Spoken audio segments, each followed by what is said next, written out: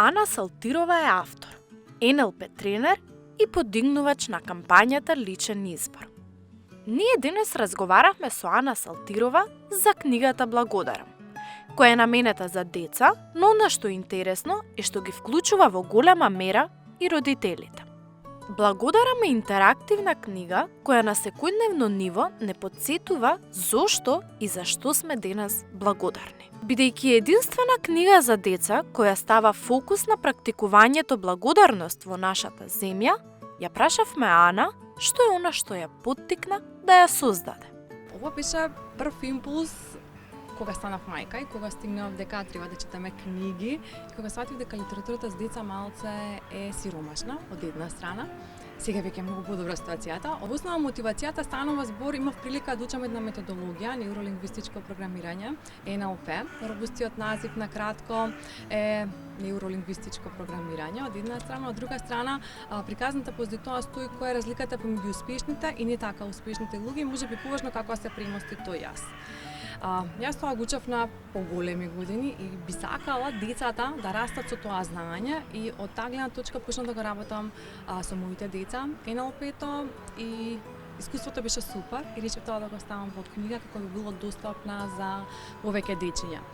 Третото издание на книгата Благодарам е со фонд за дислексија, се со цел да се вклучат и дечињата кои на поинаков начин читаат. Првото издание, кога искочи, бев многу срекна дека се најде на списокот 20 најпродавани книги од Купи книга, 19 на списокот, али на списокот. Второто реиздание влиза во печатница уште истата година и за третото издание сум многу срекна што е со фондот за дислексија. И тука внатре е буквално го креиравме со Сдруженијето за дислексија Ајнштајн под мотото секој може. Тоа се дечиња кои што малце поинаку читаат од другите дечиња и имаме во Македонија изработен фонд кој што ги поддржува тие дечиња да им биде полесно читањето. Така да не менува ништо во кој фонд е издадено. Оној момент кога разбрав за фондот, реков дека истиот ќе биде дел од Благодарам. Станува збор за интерактивна книга, која покрај најмалите ќе ги вклучи и родителите, а сето тоа ќе придонесе за поквалитетно време поминато во семејството, при тоа разменувајќи убави чувства и битни животни лекции.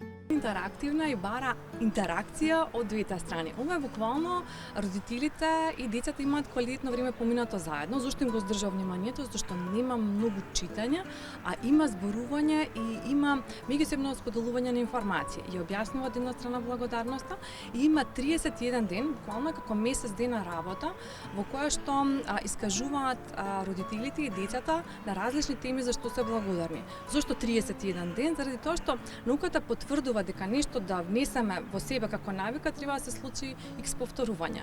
Едни истражувања викаат 21 ден, други викаат 45, други викаат 66, но сите се согласни со едно. Треба икс пати повторување како би можело тоа да се интегрира кај нас како навика.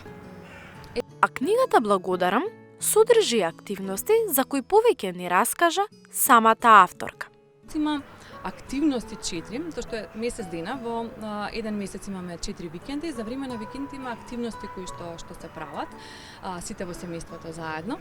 И мене беше многу супер фидбакот што го добивав од корисниците беше дека им се допаѓаат многу активности, па така настана втората книга 50 плюс идеи за негување на ставот Благодарам, во која што има активност за секоја недела од годината. Ана Салтирова воедно е и автор на книгата 50 плюс идеи за негување на ставот Благодарам. Автор на материјали за личен развој за родители и деца, како и планери и игри кои се достапни на нејзиниот Инстаграм профил и можете оттаму да ги добиете.